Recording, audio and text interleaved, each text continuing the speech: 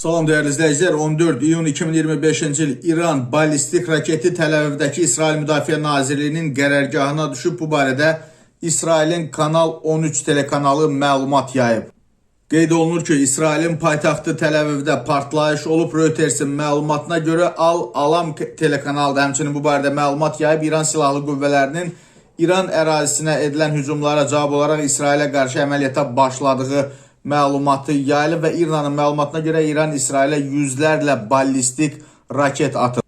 İranın hücumundan sonra Tel Aviv'də xeyli sayda xəsarət alanın olduğu bildirilir. İlkin rəqəmlər isə 5 nəfərin xəsarət aldığını göstərir değerli izləyicilər. Bu arada Netanyahu İran xalqına çağırış eləyib və video müraciətdə qeyd olunur ki, İsrail Nazirlər Kabinetinin rəhbəri həmçinin İran İslam Respublikası vətəndaşlarını azadlıq uğrunda mübarizəyə başlamağa çağırıb. O İranlıları öz hökumətlərinə qarşı ayağa qalxmağa dəvət eləyib.